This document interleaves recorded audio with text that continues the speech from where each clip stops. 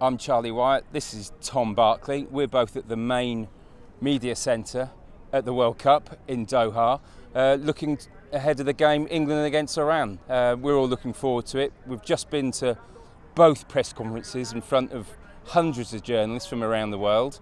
The main points from the England press conference is that James Maddison is not going to be fit. He's still got the knee problem he suffered with Leicester last week. There'll be no Kyle Walker, but apart from that, it's a pretty strong England team. But I think, first of all, Tom, we're interested to know about Iran.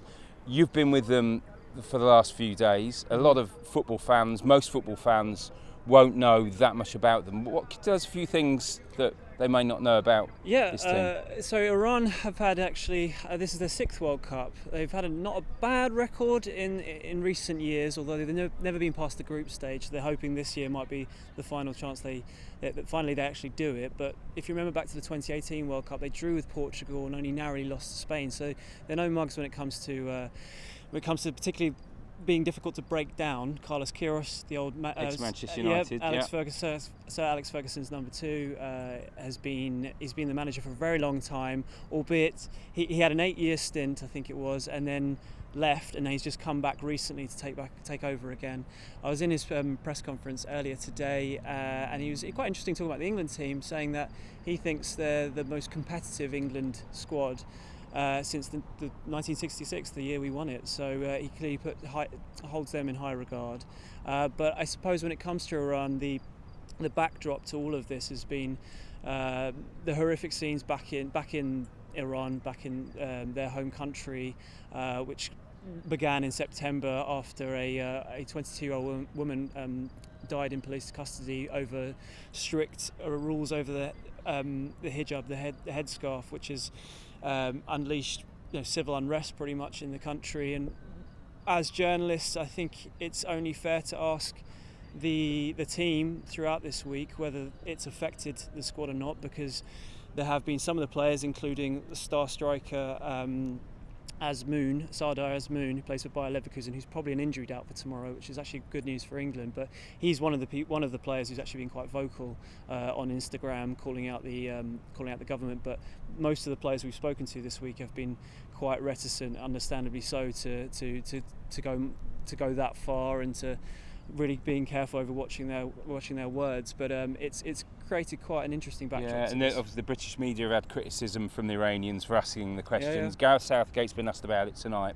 The one thing that surprised me, what you've spoken about, has overshadowed the fact that I don't think Iran should be allowed at this World Cup, because they've been breaking the rules, the FIFA rules, over not having women spectators at games, and only a couple of months before this World Cup, they were actually letting women in segregated areas, which is against the promises of 4, 5, 6 years ago. So I think even for that reason, they're quite lucky to be here. They've bent the rules, and we know what's going to happen in a few months' time when the World Cup's ended. They'll probably go back to their appalling rules of not allowing women to be at games. I mean, Iran is literally about 200 miles from here. I think there's going to be about 6,500 fans from Iran tomorrow. At first they thought there were going to be 25, 30,000. I think there's about 4,000 hardy England fans here, between 3,000 and 4,000, about 3,000 Welsh fans. And just tell us about the atmosphere, what you've experienced in Doha, Tom. It's been a bit strange, isn't it?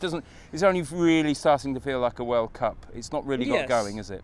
I would agree with that. I mean, I'm sort of reserving judgment till the football started. Obviously, we've had the opening game today, but I'd say last night down in the souk, which is probably the most happening part of Doha, where you can see over the bay with all the colours of the buildings lit up at night. That was pretty thriving last night. And when it comes to fans, as I experienced in Russia for my first World Cup, unsurprisingly, it's the South American fans who bring the joy to any kind of World Cup. And I think we saw that today with the Ecuadorian team. And last night you saw a lot of Argentina shirts, Brazil shirts, whether they're fans from back in that country or whether they're more local fans who've embraced those teams. There's definitely that sort of sense of a carnival atmosphere. I got a hint of it last night, I'd say, but up in the preamble to it, the last few days that we've been here, it has been a bit more of an empty city. I hope, fingers crossed, it it can really pick up from there. And of course, I don't think it's just England fans that are having a shock with the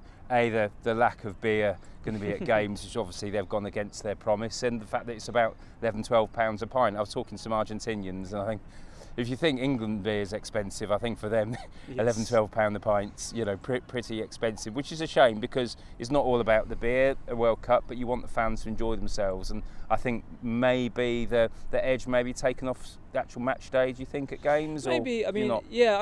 No. I think it is a shame on that front because whilst you don't need to have a whole load of drinks and get drunk to enjoy a game, it does go sort of part and parcel with watching a match.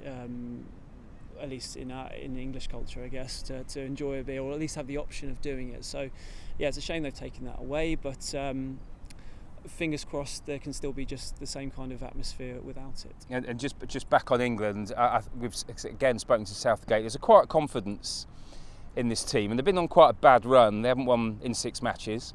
Quite a lot of fans have actually been calling for Gareth Southgate to be sacked. So I think it's a big tournament for him. But the last few days, I really felt that togetherness that we saw in the last 2 tournaments is back then. And I think there's a real quiet confidence in this England team. And I think tomorrow is going to be a tough match.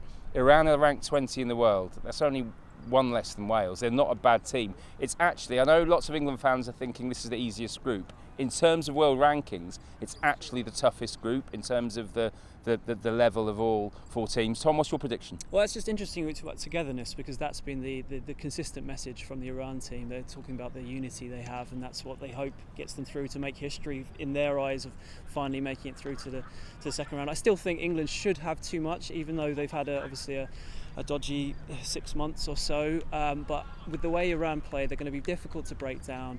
I quite fancy a 1-0 for England. I'm going with that as well. 1-0 England.